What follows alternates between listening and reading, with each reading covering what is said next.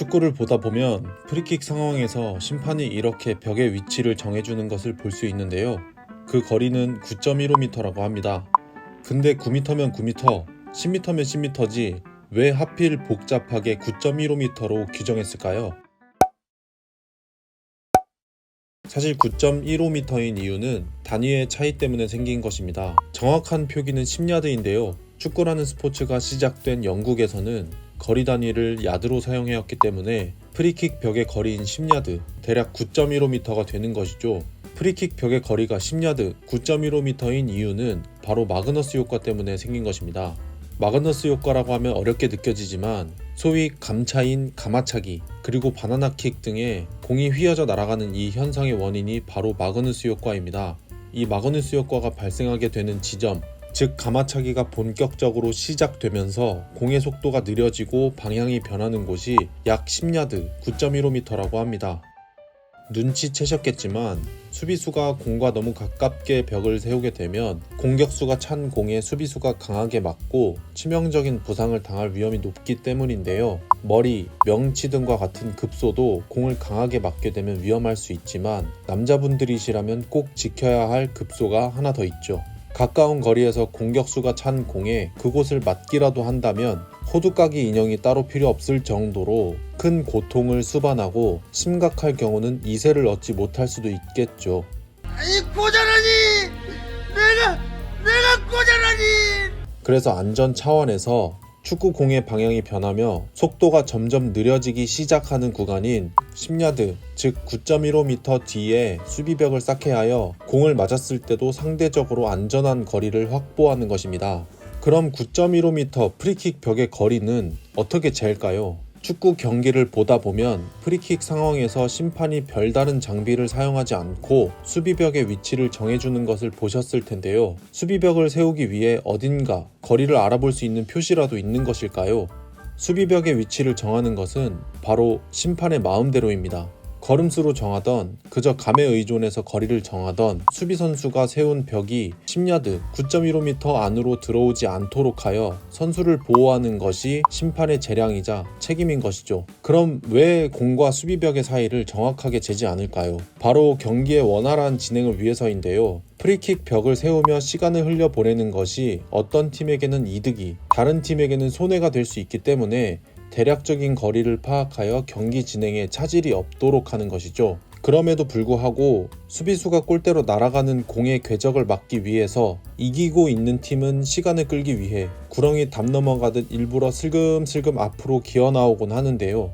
이 문제를 아르헨티나인 축구심판 파블로 실바가 해결했습니다. 전해지는 이야기로는 파블로 실바가 2000년대 초반 아마추어 축구 대회에 참가하여 결정적인 프리킥 기회를 맞게 되었지만 수비벽이 조금씩 움직이며 3m 정도밖에 떨어지지 않은 곳에 서 있는 것을 보고 바닥에 표시를 할 수 있는 무언가가 있으면 좋겠다고 생각하여 화학공학자들과 함께 이것을 만들게 되었다고 합니다.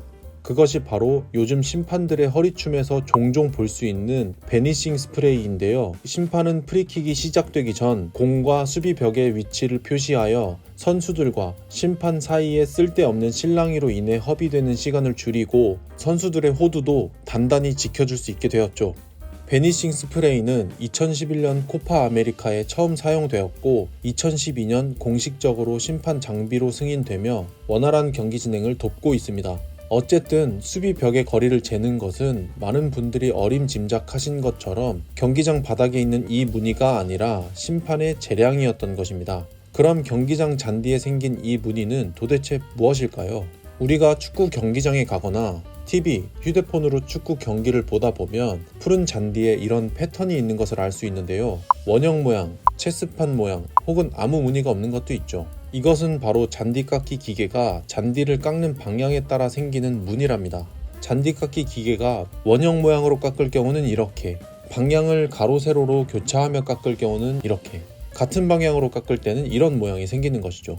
이렇게 잔디를 깎게 되는 이유는 잔디가 길거나 너무 짧게 되면 잔디의 마찰에 의해 공이 앞으로 잘 나가지 않거나 마찰이 없어서 공이 너무 잘 굴러다니기 때문에 적절한 길이로 일정하게 유지해야 하는 것입니다. 이렇게 잔디를 꾸준히 관리해야 하다 보니 잔디 깎기 기계가 지나가는 방향으로 잔디가 눌리게 되고, 이 눌린 잔디에 반사되는 빛이 달라지게 되면서 우리의 눈에는 다른 색깔로 보이게 되는 것입니다.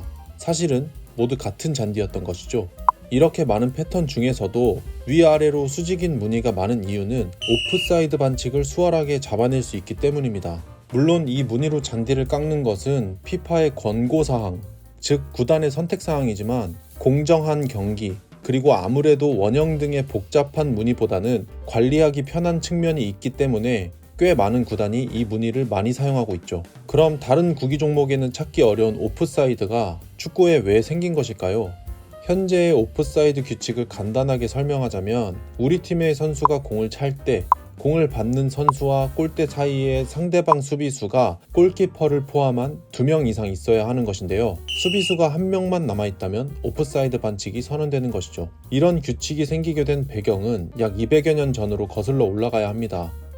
축구에 오프사이드 규칙이 없던 시절, 골을 넣기 위해 골대 앞에서 기다리는 선수들이 많아지자 수비수도 같이 많아지게 되었고, 공격수들이 그 틈으로 골을 넣기 위해 골키퍼의 시야를 가리는 등의 야바위, 아니 부정한 행위가 많아지게 되었죠. 그래서 이것을 해결하기 위해 생겨난 규칙이 바로 오프사이드 규칙인 것입니다. 1863년 영국 축구협회에서는 수비수의 숫자가 2명이 아닌 3명 이상이어야 한다고 규정하였고, 이후 여러 번 개정이 이루어지며 현재와 같은 모습으로 진화하게 된 것이죠.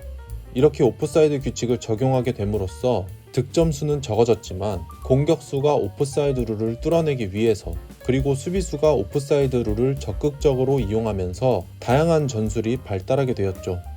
그 중에서도 오프사이드 룰을 순간적으로 무용지물로 만드는 공격수들의 패스 플레이도 멋지지만, 개인적으로는 수비수들이 오프사이드를 활용하여 공격권을 가져오는 오프사이드 트랩이 정말 멋지다고 생각하는데요. 수비수들 간의 유기적인 팀워크, 상대방의 패스기를 예상할 수 있는 경기를 읽는 능력, 골로 이어질 수 있는 위험한 상황을 두고 과감하게 도전하는 판단력 등 다양한 요소들이 갖춰져야만 가능한 플레이이기 때문에 높은 수준의 전술일 수밖에 없겠죠. 오늘은 이렇게 프리킥 벽에서 시작하여 오프사이드까지 제 의식의 흐름대로 평소에 궁금했을 법한 것들을 소개해드렸는데요. 혹시 평소에 궁금했던 것이 있다면 댓글로 남겨주세요. 여러분들과 함께 만들어가는 잡지식 채널이 되겠습니다. 다음에는 더 재밌고 유익한 내용으로 찾아뵙겠습니다. 감사합니다.